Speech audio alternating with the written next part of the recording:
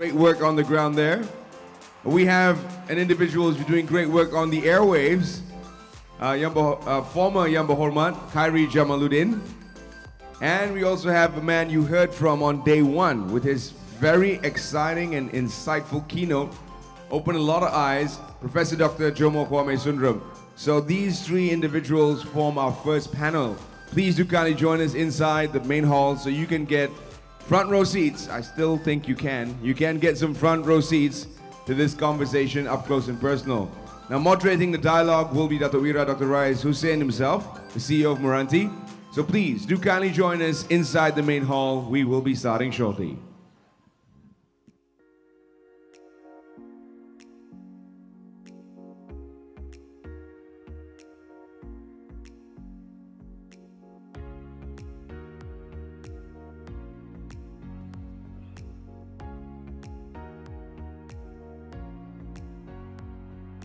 Two, three.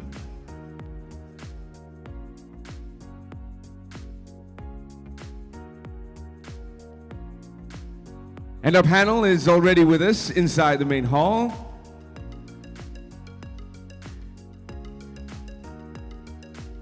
Thank you, Yang Berhormat Tuan Tzin for joining us. Thank you, Tuan Khairy Jamaluddin, and thank you once again, Professor Dr. Jomo Kwame Sundaram, for being here on your second appearance at the iNation Global Summit.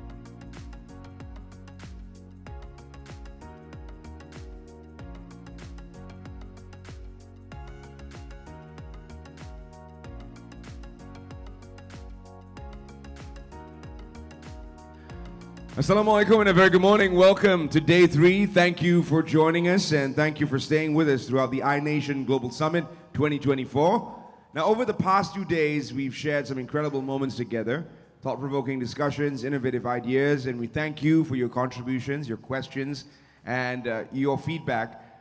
This is going to be an exciting day, simply because we have put the focus on what's next. What's next after all that discussion, after all the talking, after all the questioning?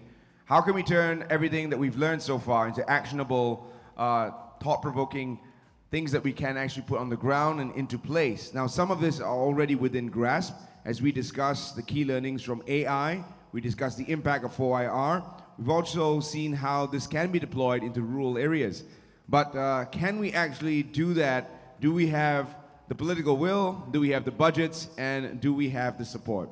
So let's take it one step at a time as we get into this very energizing first panel, simply because of the spirited discussion we're expecting from the lineup. I'd like to invite our panel to kindly join us on stage. As we begin today's discussion, our first session takes us to the heart of one of Malaysia's most pressing priorities, ensuring food security and building a resilient agricultural system.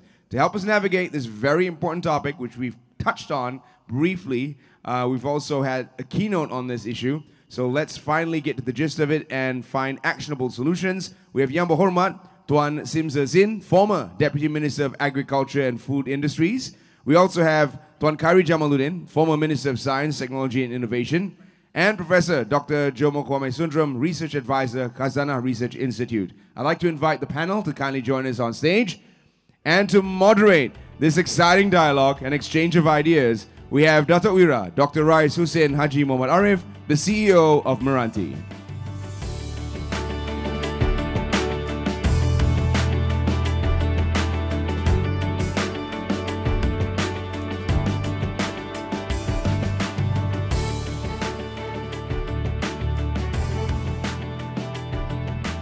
On that note, it is now my pleasure to hand the floor to Datuk Wira, Dr. Rais, to begin the discussion.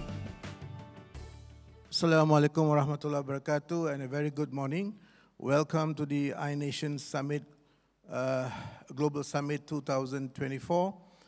We hope to be able to churn out actionable outcome and impact rather than just a summit or conference. With that, I think the panel members basically does not need so much of an introduction. YB Sim is the sitting member of parliament, used to be the Deputy Minister of Agriculture. KJ, that is popularly known with his KS, and people are still asking when it's going to be KM, kembali masuk. Khairy Jamaluddin used to be the Minister of Science and Technology Innovation, Minister of Health, and he has held a lot of positions in the political front, and we are looking forward to see him back in action. Now, Prof. Jomo doesn't need any introduction as well. He spoke so much in the first day, the keynote address to everyone, talking about malnutrition, feeding system for the school children. I think with that introduction, we're going to make it very free flow chat.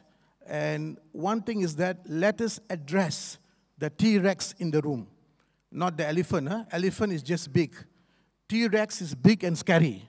So we want to address the T-Rex in the room in this food security initiative. We must make food security as a national security agenda. I think this is a very important factor. We all know last year we spent 85 billion ringgit in imports. And this year, we are going to spend, if you follow last year's trajectory, 125 billion ringgit import, and this is just the wet food. Again, statistics is depending on whom you get the statistics from. So we need to improve on the data sharing. With that, again, I hope it'll be a candid discussion. We've had about 10 trends in the world where these trends shapes those countries who have done excellently well in the Global Food Security Index. So we showed that at the back of the screen, and these are important, and where are we? So I also reminded by the organizing committee that I'm not the speaker, so I will refrain from talking too much from now on, and I'll start with YB Sim, used to be the Deputy Minister of Agriculture. In 3 minutes, what do you think, where are we in the food security? They say failing to plan is planning to fail. Are we planning for food insecurity? Thank you very much, Dr. Rais. A very good morning to everyone.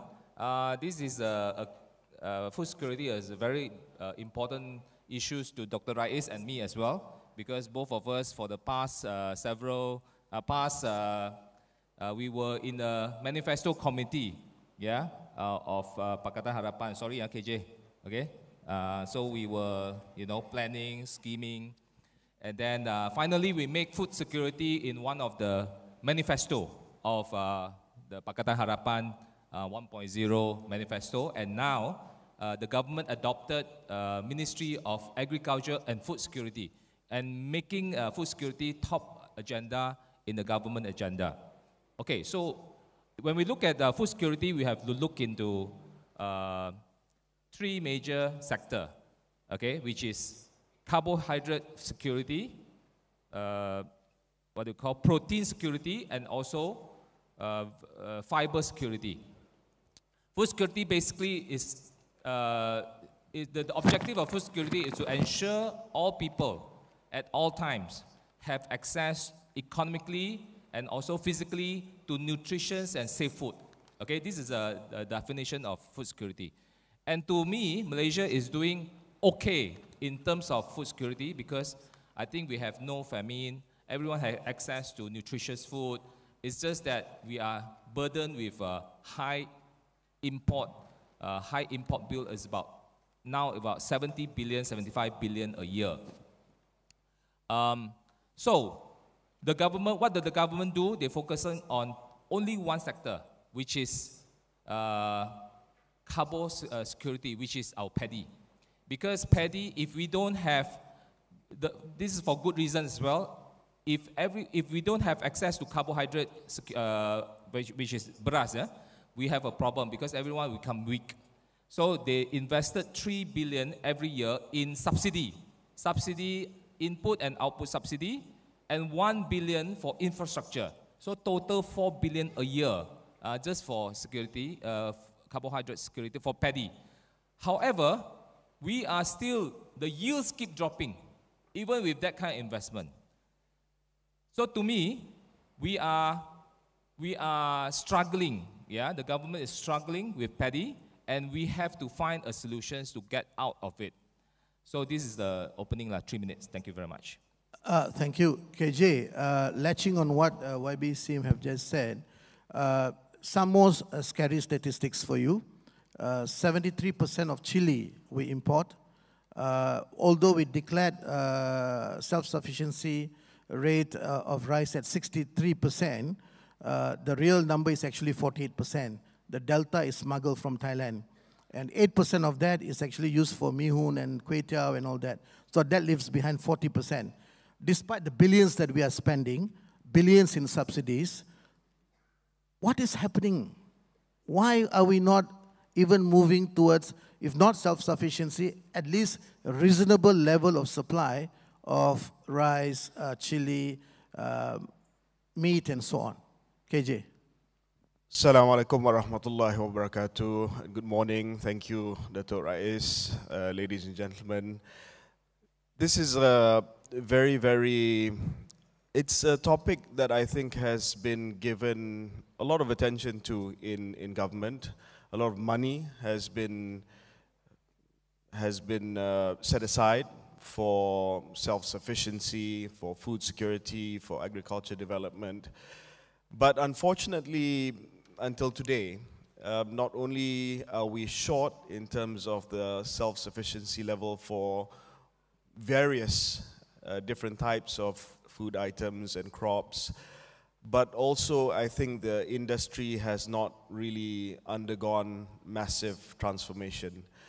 The plans are there, the intention is there, the agencies are all clearly have missions to address food security and nutrition security. But I think you really have to look at the structure of agriculture, from how it is the participation in the industry. So I think a lot of productivity is low across the board, especially amongst smallholders. If Dr. Rais wants to speak of the elephant or the T-Rex in the room, I think we need to address the issue of productivity, the kind of people who are involved in agriculture. Can they adapt to new agricultural practices? Can they adapt to new digital agricultural technology? We've piloted so many programs, whether it's under MRANTI, whether it's under MARDI, whether it's under all the agencies. But we've always had a problem in scaling up a lot of these innovations, simply because there is no transformation at the operation level, which is people who are involved in agriculture.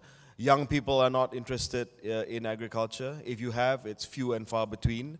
There's a huge reliance amongst bigger plantations, when you talk about commodities, on foreign labor. The incentive to want to invest and scale up technology that can reduce the dependence on foreign labor, again, is still not there.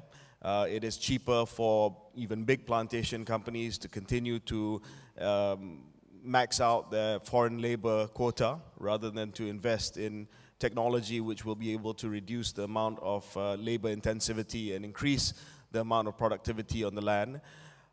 There is not enough seriousness in wanting to apply and, again, scale up a lot of the best practices that we see. I mean, if you look at paddy yields, the difference between paddy yields from one place to another place is perplexing. I don't know why there's a difference in yield within one country, Malaysia. So you compare the paddy yield, you know, the famous example is in northern Selangor and Skinchan to some other parts of Malaysia.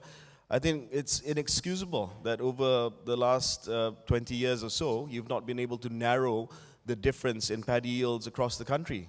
More or less the same soil, more or less the same land. Seedlings, I mean, there are different seedlings there, but there's no reason why you can't get the best seedlings and distribute it to across the country. So I think there are many problems at the operating level, Rais. Before we even start talking about precision farming, the sort of investments that have been done at MRANTI under the National Technology and Innovation Sandbox, which I started when I was at MOSTI, I think there's a fundamental problem with the fact that this sector is unproductive. It's being populated by people who, literally the Malay saying "kais pagi makan pagi" comes from this sector. It's not a sector where you're thinking about profits, profitability, exports. It's kais pagi makan pagi. That's it. Thank you, KJ. Prof, there were litany of reasons why we are where we are today, as KJ puts it in a very frank manner. You've been conducting a lot of research in Khazanah Research Institute, and you've written and spoken about food security, or rather food insecurity, many a times. What do you think is the gap? Why again, we are where we are? We need to actually deep dive and find out why is the problem. The government is doing their bit, the people wants to do their bit, so why the gap is such. And it's not just a gap, it's widening. Thank you very much. I think one of the major issues which we have in this country is the largely neo-colonial character of public policy. Look at Mr. Sim referred to the origins, to the fact that we have been concentrating, we've been associating food security with rice self-sufficiency, which is a problem. But it goes back to the colonial policy. During the colonial period, there was an attempt to maximize the amount of foreign exchange earnings from its colonies, including Malaya. And this is why you had this emphasis on trying to minimize the imports of rice, at that time mainly from Siam and Burma. Now, this emphasis on rice basically is so antiquated, you cannot even understand the rationale for it, but it has continued for the last more than 6 decades after independence. Now, what we now find is that an innovation, and this is why I want to emphasize, innovation is associated with things like, let's introduce the latest genetically engineered seeds, etc., etc. It has to do with transnational corporations selling their seeds, and associated with that, the chemicals, the agrochemicals, which are associated with that. So we have a whole range of vested interests which have more to do with enriching those interests rather than paying attention to either food security or improving the nutrition of Malaysia. We have made tremendous progress, as the former minister knows, in increasing life expectancy in Malaysia. But most of that life expectancy increase has been due to the fact that we have managed to reduce infant and child mortality. At the same time, we find that life expectancy has been compromised by malnutrition. We now have so many problems associated. We are now number 1 in Asia, number 2 in Asia for diabetes. We are number 2 in Asia for obesity and a whole range of things. So we need to think very seriously about what we are trying to achieve. There was an attempt to try to address some of these problems at the international level. At the national level, unfortunately, there hasn't been much of an attempt. So we have a policy making. There is very little incentive for well-informed policymakers to to get involved in public policy. Yet another problem, of course, is the fact that we have the value of agriculture, the importance of agriculture has been severely compromised. Ever since Aziz Ishak, the first Minister of Agriculture and Cooperatives, was ousted from the cabinet and subsequently detained under the Internal Security Act. There are a whole range of initiatives from that period which are no longer fully relevant today. But we really need to think very seriously about how agricultural policy has been severely compromised over the years. Now we have, ever since Tun Mahathir's first term, he emphasized a great deal on commercial agriculture, maximizing the commercial earnings from agriculture, emphasize the transformation of agricultural units from small holdings to mini estates and so on and so forth. This was done pretty much without the support of Tun Musa, who was at that time the Deputy Prime Minister and who had been tasked with doing this. So we find that time and time again, any attempt to begin to rethink agricultural policy in a way which might be much more grounded in the realities which we have. Now we have policies which emphasize, for example, how often have you heard of our food products being checked because they contain too many toxic pesticides, for example, or other toxic material? You never hear about it. The only time you hear about our food being confiscated is when we try to export them to some other country. That is when the public becomes aware. So it's all right to poison Malaysians, but it's not, but we cannot do that, of course, with foreigners. So I think we really need a thoroughgoing rethinking of food policy, of agriculture policy, of nutrition policy. And as you know, on the first day, I tried to emphasize the kinds of complementary reforms which might be needed, not only on the agricultural front, but also in relation to that, the health front and the advocacy of a so-called school feeding program where we can restructure some of the incentives in order to encourage farmers to produce less toxic foods for the Malaysian population. Let me stop there. Thank you. Thank you, Prof. There's a lot of discussion by Prof on the policy matters and so on.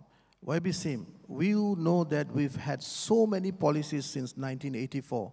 And those policies, if you read, can make you tear. You cry seeing the policy because it's so well written, very inclusive. It's almost like crying when you see Liverpool beating Manchester City 2-0 and creating a gulf in the top portion of the league for the Liverpool fan, that is. So policies are good, well written, well crafted. So what's the problem then? Okay, these are very good question because we have so many policies, as we know. Government announced agro-food policy 2020 to 2030. And then the next one coming up soon is National Food Security Blueprint 2025 to 2030. So many good, written, well-crafted, good intention, but at the end of the day, for every food security, it's about implementation. It's about the political will to do something. Because once we know that in every sector, especially paddy or even poultry, and etc., there are a lot of vested interests. So if we want to really do reform, a lot of cartels, a lot of will be shaken. So say for example, let's do a basic one. Just now the KJ talked about why Skinchan is doing better and then we are not doing in other places. For example, this paddy, from the seedling, okay, from seedling to planting to pengilang at the end, what do you call pembekal. They are all to a certain extent monopolized. You need to break a lot of monopoly. For example, seedling, they are giving quotas, okay, to certain pengilang, which is very, very old-fashioned, which is totally, sorry to say, stupid, okay, because you are giving subsidy to the pengilang, you're not giving to the farmers. We should be giving subsidy to the farmers directly, not giving to pengilang. Okay, that's number one. Number two, baja. Baja we have given to NAFAS for donkey years, 40 years, 50 years, to a monopolized company. And recently, it fails again, and it came up to the PAC. I'm in the PAC, and we are still cannot make money, still asking subsidies extension from government. Okay, what else? We talk about subsidies. We also have pesticides. Subsidies also monopolized. When the government wants to liberalize, open up a bit, sorry to say, the vested interest cartel fought back and threatened the government, saying that if you open up, we're going to boycott you, or we're going to punish you in the next election. So these are the things that when you want to do reform, on paper, blueprints are very good, but when you want to implement, a lot of problems, and government is beholden. Number one, because rakyat wants cheap food. The biggest problem with the paddy sector, which is very, very controlled, is because of price control. Let's be honest about it. Price control of the beras, 2 ringgit 60 cents, has been there for 14 years, since 2008, 2008, 2 ringgit 60 cents. Now it's 16 years later, it's still 2 ringgit 60 cents. The farmers cannot make money, and government is forced to continue to subsidize just to make sure the farmers survive. That kind of model is outdated, and we have to break it. To liberalize it so that we must make the farmers make money. If the farmers cannot make money, they will exit, they will do lousy job, and we eat lousy food. Okay? So let's compare. 2 years ago, several years ago, we control the price of poultry, chicken. What happened? The market is shortage of chicken. So recently, last year, the government finally say, okay, we lifted the control, we liberalized it. Now, everyone can get access to chicken, no problem. Market full of chicken. And the price didn't go up. So let's be honest, if we control 2 ringgit 60 cents at the paddy, you will have shortage in the market. You cannot buy beras tempatan. So my argument is, please we need to do reform. We need to liberalize it. Let the sector grow. Let the sector have what they call economic competition. Break the cartels. Break all kinds of monopoly.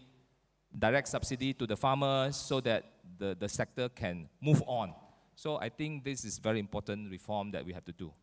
Maybe staying with you, you talked about cartel. I think this is one of the biggest problem. The other issue is the enforcement. Now, if you keep on giving in to cartels, then Malaysia will be forever blackmailed by them, and we have to kowtow to them. We means the people, and the government represents the people. What do you think we should do to the cartels?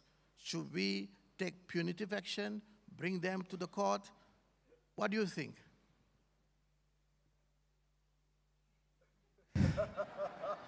Let me tell you my story. I went to one of the General Assembly of, that was, and me and my former minister, Datuk Sri Salahuddin, we were booed, okay? We were booed.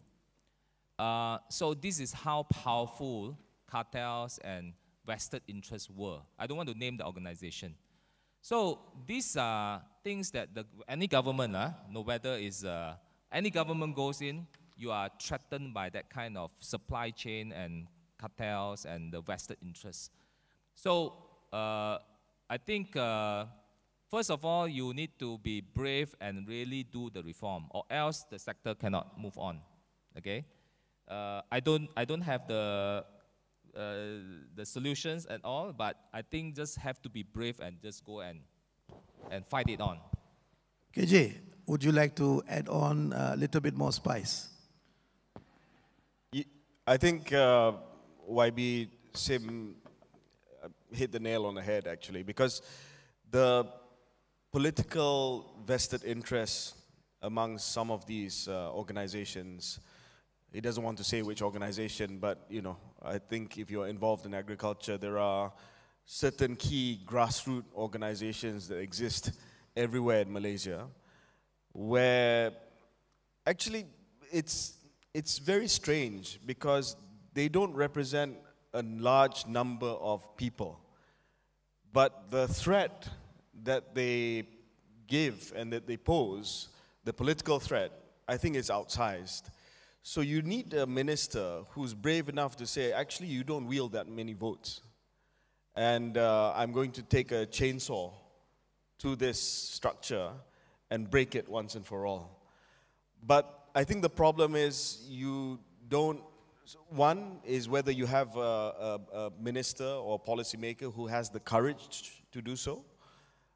Secondly, you have to have support from the cabinet and from the prime minister, because there's going to be a lot of noise.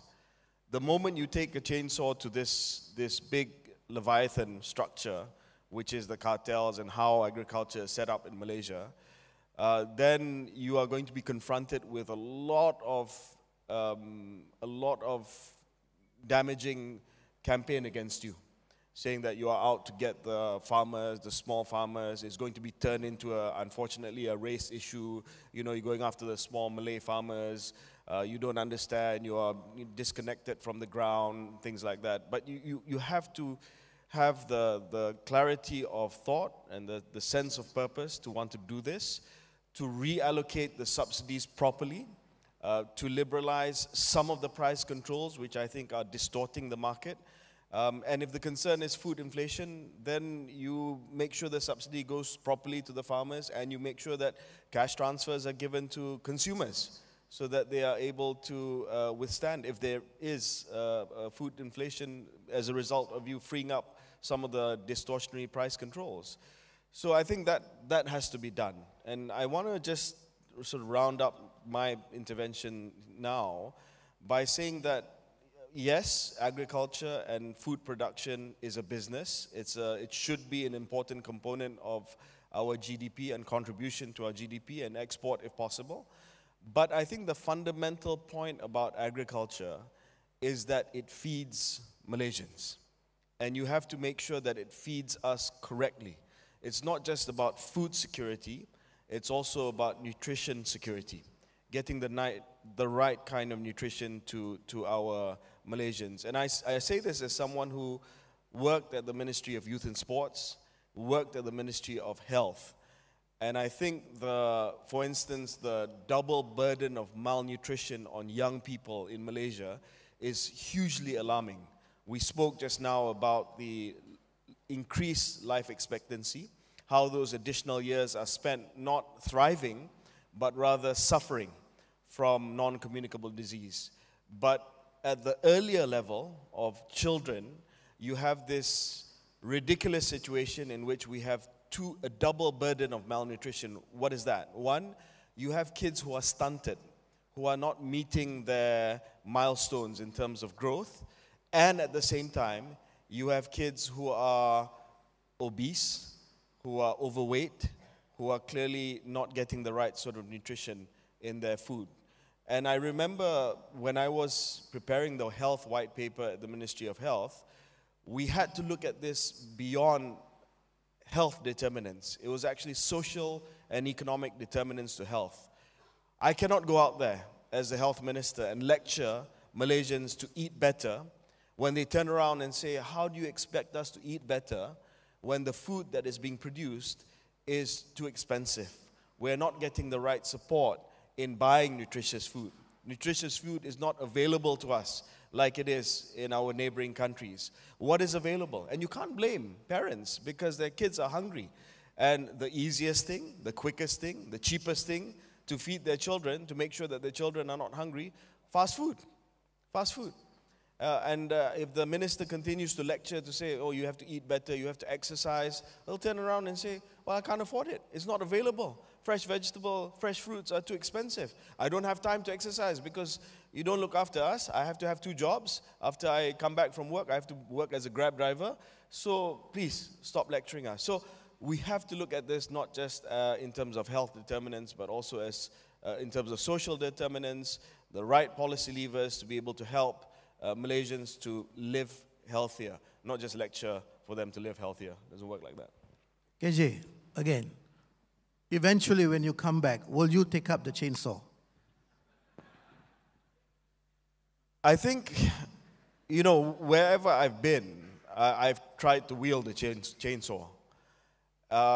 And I think if you want to be a consequential minister, you have to make sure that you don't look after your own political longevity. I didn't have enough time at the Ministry of Health. I had a chainsaw that I wanted to take to the tobacco companies, but I ran out of time. And that was to shut down forever the sale of cigarettes for a generation. That means whoever was born after 2008 will not be able to buy a cigarette or buy a vape or buy any electronic cigarette. So I think I've demonstrated in the past, whether it's that, whether it's, this wasn't a chainsaw, but this was a government-wide effort to immunize and vaccinate 26 million people within 1 year. I think, I mean, my own experience is that I usually go into a government department and I want to make sure that we get things done as quickly as possible, get people on the same page, and move. I mean, I would love to be able to go to the agriculture sector, maybe with YB Sim one day, take a chainsaw to this and get it done. Yeah, but you need courage, and that is difficult as a politician because obviously you think about the next election. But now I don't have to think about that anymore, thank God. Not necessary. For now it's KS, very soon KM, kembali masuk. So at that time, we will remind him of the chainsaw that he has to undertake. Prof, we have deciphered many research house findings where 5 things comes up which is very important for the people. 96% of them said this is critically important for them. Number 1, cost of living. Number 2, affordable healthcare, quality healthcare. Number 3, affordable housing and quality housing. Number 4, dignified wages and dignified employment. And 5, I forgot. But these are the 5 things, right? That's very important for the... Then we have these 10 trends that just in front of you, which talks about how countries who rank top 10 in the Global Food Security Index are doing. And they do these 10 things. And they also have these Malaysian food security agencies. In those countries, they are doing well. Let's take an example of Singapore. Singapore hardly have any land, but they rank higher than us in the Food Security Index.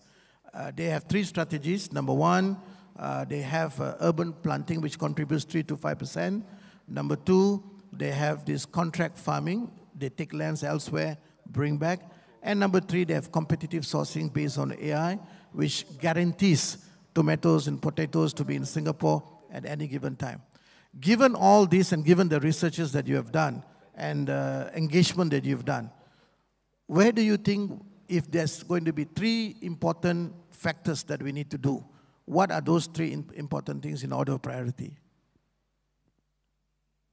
That's a very difficult question to answer. I tried to identify the 3 elements of reform for Malaysia on Monday. But if I may turn to what our 2 politician panelists have said, I very much agree with many of their comments. And I want to commend particularly the former minister because of what he did during that very brief period when he was vice president of the WHO.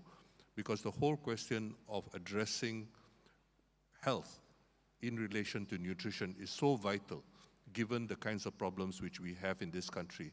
Not only non-communicable diseases, but also other kinds of diseases which are communicable. For example, the fact that you're eating food which is compromised, in various different ways.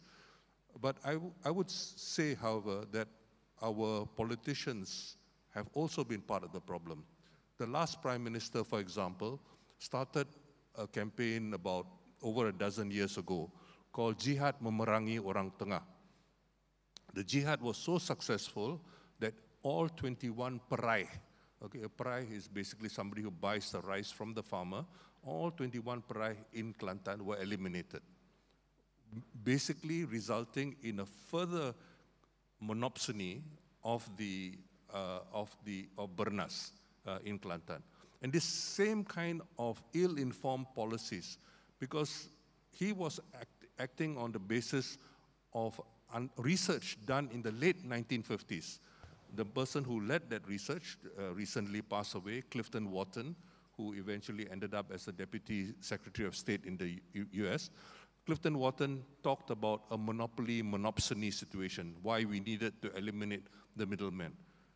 But in the intervening period, over the last 6 decades or so, we have seen Malaysia, for example, develop a road network where the kind of monopoly power and the monopsony power of the middlemen has basically been eroded, as research has basically demonstrated. But because we are, Keynes once said, we are captured by ideas of dead men, of dead economies, he was referring to. And basically, this is part of the problem. We are living in a world where, unfortunately, we do not have ministries, political leadership, which is well informed. Because how are ministries decided?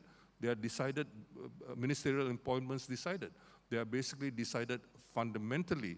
I'm not referring to present company, okay? But fundamentally, it is decided by allocating among the coalition partners of a particular period. It has very little to do, for example, in the old days, the Minister for Science Technology used to be from SUPP, Sarawak United People's Party. Why? Because you had to accommodate SUPP, but you found that the most irrelevant ministry in those days. That was how science was perceived. So instead of the ministerial leadership, we find that you have cabinets as well as political leadership which is poorly informed. And so you have very poor policy as a consequence of that. So I would say that while I completely agree about the business interests which compromise policy, we also need to recognize the political system itself is hugely problematic. So what do we need to do? As I tried to suggest on Monday, we basically need an all-of-government approach. And an all-of-government approach is easier said than done, because ministries, you have vested interest in protecting your own budgets, et cetera, et cetera. So for example, 7 years ago, 6 years ago, we were trying to advocate a enhanced school feeding program. In fact, it made a lot of sense, because the school feeding program of the Ministry of Health is actually much cheaper and much better in terms of nutritional of the nutritional outcomes compared to the school feeding program of the Ministry of Education. But would the Ministry of Education give up its budget? No. Okay? And then what is the relationship to the Ministry of Agriculture? You need basically much healthier, much safer food products. But if you do not have a well-informed policy, which is thinking, for example, about the well-being of Malaysians, so that you eliminate, for example, toxic pesticides. You go to Cameron Highlands, and you go to the farmers, and if you strike a good relationship with the farmer will say, don't take from there, take from my private plot. Okay, that private plot is for their own consumption. Okay? They're quite happy to poison everybody else, but for their own consumption, they know better, and they give you. So we have this kind of perverse behavior in this country, and then you have land, agricultural land, which is being, reassigned for developmental and other purposes. Look at what happened recently in Perak, where vegetable farms were basically eliminated. And so basically what we find now is that the so-called traditional Malay diet, for example, is no longer there. So we have a situation where the Malaysian population has become very urbanized. They hardly produce their own food. Increasingly, they eat food away from home. And all this basically, unfortunately, has severely compromised the Malaysian diets and causes the kinds of problems which KJ referred to. So we need to begin to think about how to improve public policy making, because we do not have a system in this country where public policy making is enhanced by that system. We need to be able to improve public policy making, and this, unfortunately, is as I said, easier said than done. Datuk Rais, just bringing it home to this conference, right, and what you guys are doing at MRANTI. So I was reading the 2-year anniversary report of NTIS last night. This was started in 2021, where basically the idea was to try to deploy technology in different sectors. And we had a sandbox for agriculture that I think MRANTI or NTIS then had worked together with FELDA at that point in time. So I was looking at some of the reports, the drone companies, the geospatial companies that we gave grants to. Many of them are doing well, but a lot of these things merely scratch the surface. We're deploying these drones, we're deploying geospatial analysis to agriculture, this digital agriculture technology, increase productivity, increase yield, making sure that there's traceability to make sure that there's no poisons being put into our crops and agricultural products. But again, what you're doing is commendable here, Datuk Rais, but then the entire structure of this sector is compromised.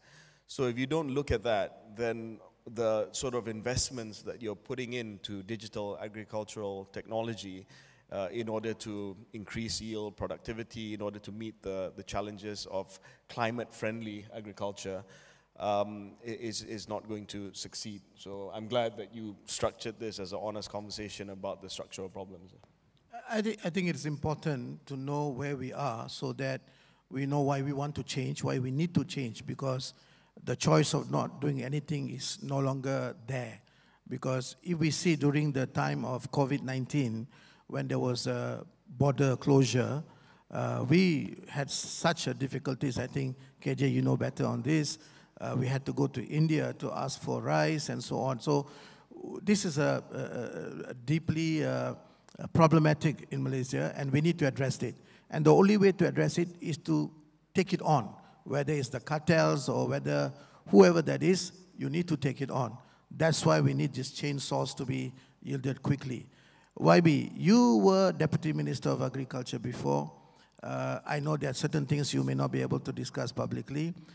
There were a lot of chats that we had before. You have not just the cartels. You also have cartels within ministries sometimes. And they are all motivated by certain specific interests. Usually it is called Ringgit Malaysia. So how do you address these kind of things? Again, policies. Prof. Jomo spoke a lot about this policy, correct policy, and so on. If you read the policy papers, alhamdulillah, it's very good. However, the huge gap is the execution. So you were there before. You faced the challenges. You were quite frustrated at the time, if I may disclose this.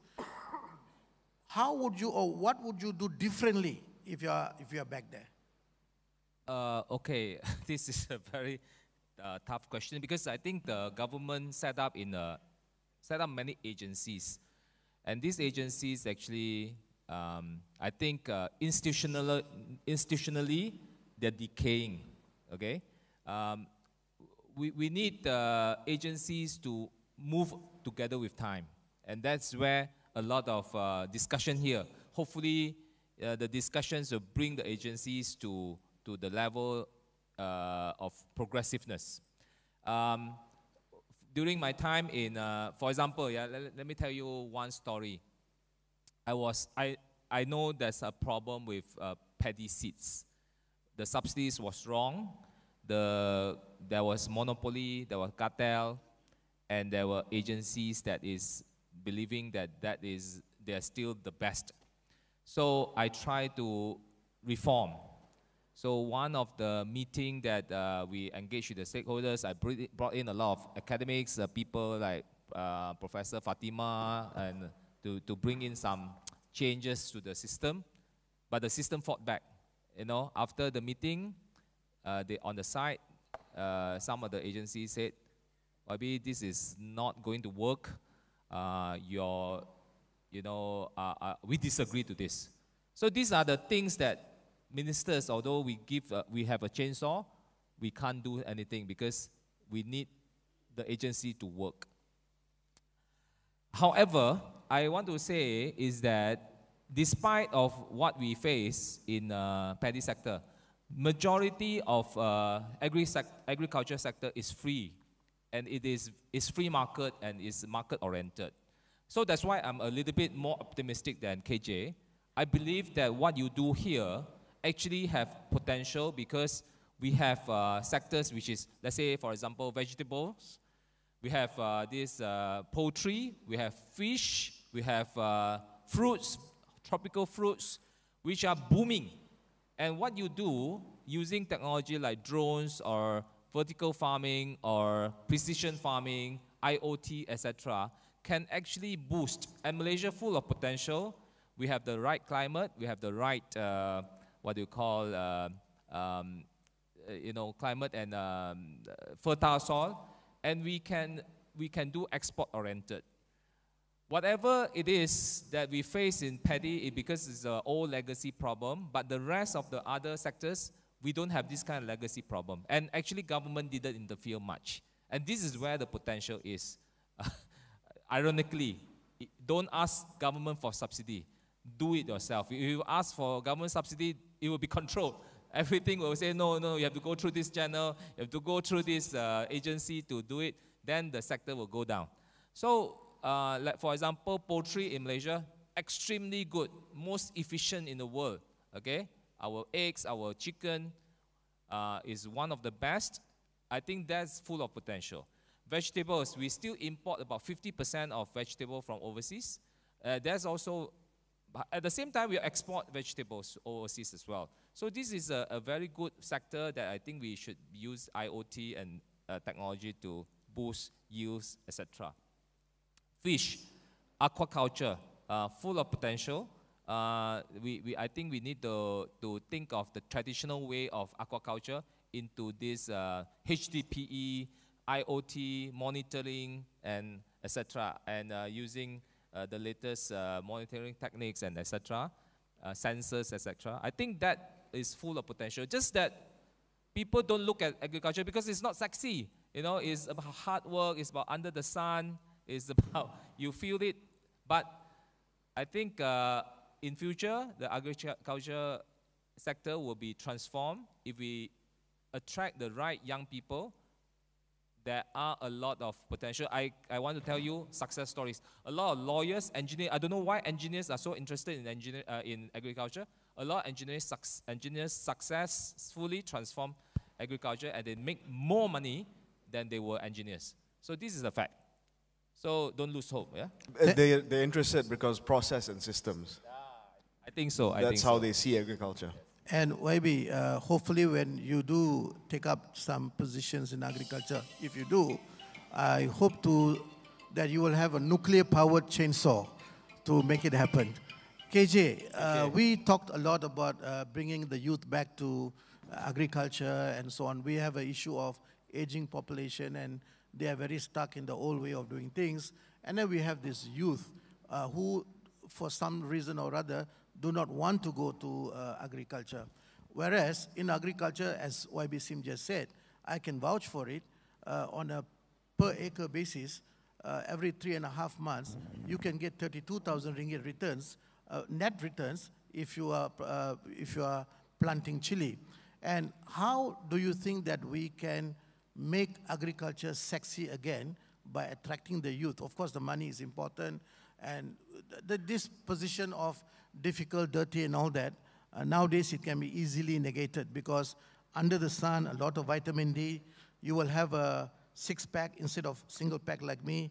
So how do you bring these guys back? Because there's a huge demand, as YB Sim and I talked about the stats just now, 80 billion last year, 125 billion this year.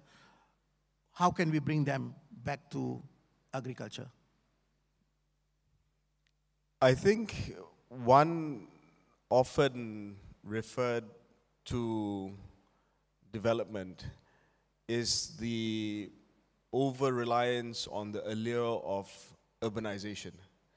So whenever a young person thinks that they want economic prospects and success, they must come to the city. And as a result, of course, a lot of government policy has been directed towards pouring money into the cities. And I think when you have that kind of aspirational model for young people, then of course the bias tends to be towards prospects in the urban areas. And I'm not saying that, that you can't have urban farming and things like that, but most large-scale agriculture happens outside. So I think there needs to be a rethink about our development plans, not just in terms of the agricultural sector, but actually the whole of government, in bringing meaningful, aspirational prospects to across the country. Once you have that, then young people will start thinking about not wanting to immediately move to KL, to Penang, or to Johor Bahru, where the cities are, but actually start to think about prospects outside. And when they think about prospects outside, then they will think about agriculture and think, well, that's something worthwhile and meaningful that I can be involved in. I can have a good quality of life outside of the cities. There are good schools, there are good hospitals, there's good infrastructure. And I think that's a huge draw for young people. I think young people, for many reasons, do not go into agriculture, but one of it has been this tendency to over-reliance on the allure of urbanization. And I think a large part of why young people don't consider a career in the field, as it were, is because of that. Thank you, KJ. One last question to Prof. The arable land, that means land utilized for agro-food, not agro-crop, is abysmally low. It is about 4% in Malaysia. Bangladesh, one of the countries that has the largest arable land, is at 22%. At the same time, the oft-repeated saying that we do not have land for agriculture and so on, but we also have so much of land banks, unused land, like for instance the Wakaf land. There are thousands and thousands of hectares in every state where current occupants are just snakes and monkeys, and it is left idle. Can we do something about it? Can the federal government convince and romance the state government to allow this land to be utilized as a youth empowerment by providing the necessary facilitation and help, and again to bring up and widen the arable land for food? There is a Malay expression, harapkan pegar, pegar makan padi. And I think this is quite relevant here. We count on government to take care of our national interest, the public interest, etc., etc. We also count on the market. And I think we have to be very wary about both, because many of the government interventions and many of the market initiatives are not necessarily going to look out for the interests of the public at large. And this is the big problem. If we simply expect the market forces to take care of itself, we are not going to succeed. We also have a problem right now. This question which you raised quite correctly is a question which has been raised about 4 decades ago, 5 decades ago. In those days, it was called Tanah Terbiar, land which had been abandoned because it was no longer considered viable by the farmers. So you had farmers with small plots of land, so small that they were not viable, but those small plots of land basically resulted in farmers abandoning that land and leaving it fallow. Now, unlike a situation of shifting agriculture where you might plant that land, that obviously no longer exists here. But I think we have even bigger problems. This idea of food security has been too often defined. If you look at who is doing well on the food security index, many of you might not know that the #1 country as far as food security index in the world happens to be Singapore. Okay? They hardly produce anything. Even a century and a half ago, it was Johor which was feeding them. But you know, the question is now, you have a big promotion of producing for the market. So it is possible for Singapore to score very well. But if you think, for example, about who is exporting food, the #1 food producer in the world is the US. Okay? The #2 food producer is the Netherlands. It is a very small country. Okay? It's 1/6 the size of the UK, but they are able to export food because of the way they approach this. Now, we often have a debate in many circles, especially civil society, about people being opposed to genetic modification. We have to recognize that genetic modification actually happens in nature. What is problematic is genetic engineering. And genetic engineering, unfortunately, has been used in ways to develop a greater dependence on the market. But we have, I think, our panelists earlier referred to the challenge of climate. We now have at more than 10 provinces in Vietnam where seawater is now in the rice fields. They are not able to produce that. This is also happening in Yan, in southern Kedah. Seawater has gone into the rice fields. So, and remember that before the pandemic, in the 5 years preceding the pandemic, 2 planting seasons were cancelled. There just wasn't enough water in the Padu Dam reservoir. Okay? Now you have all these additional problems between Penang and Kedah and all this kind of thing, which is going to worsen the problem. So what we need to do is to recognize that the supply of water is itself a huge issue, which has huge ramifications. And we have very little, we all talk about, you look at all the discussion about climate. We are all talking about climate mitigation, and that's important. Undoubtedly, it's important. But we also need to adapt.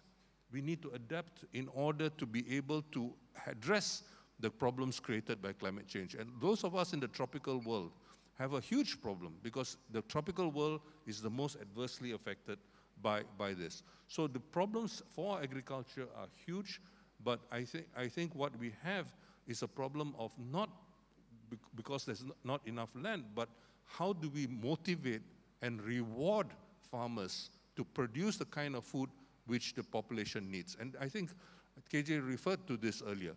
It's not just producing the food for what the population needs, but also ensuring that it's affordable. And that's why we need interventions which are, I think the cliche is smart interventions in order to achieve these public needs. Thank you very much. Thank you, Prof. I think all 3 panels have done wonderfully well by articulating honestly, candidly, and frankly on the challenges and issues in the realm of food security and what we probably need to do, not probably need to do, we must do. I think we should give them a round of applause.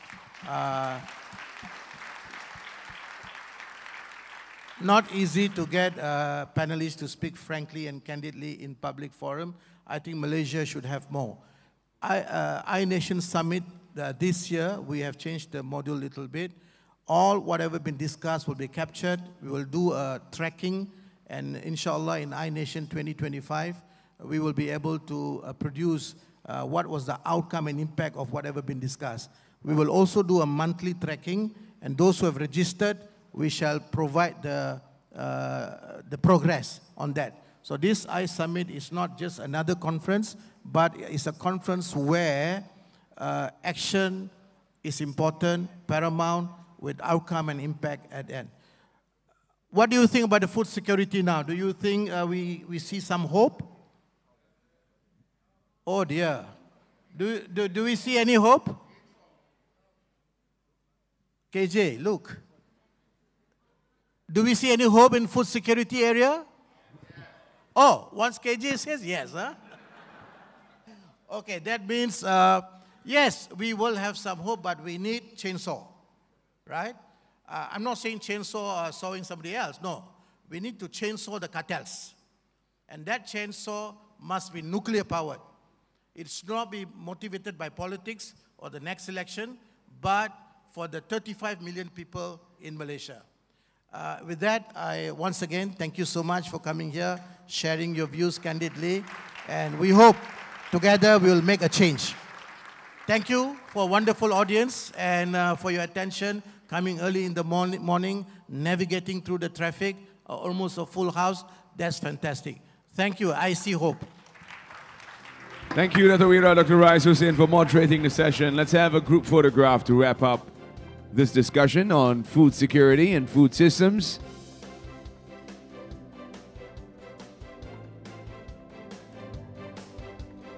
Thank you to our panelists. On our very first key dialogue for the day, Malaysia's efforts in advancing sustainable agriculture and robust food systems.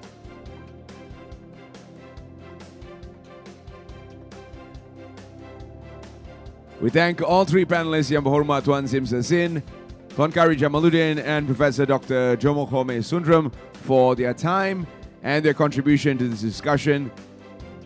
And as they take their leave, we will be showcasing that QR code once again on the main screen. Please do kindly scan the QR code and let us know what you thought of the session. Give us your feedback and most importantly, your key takeaways.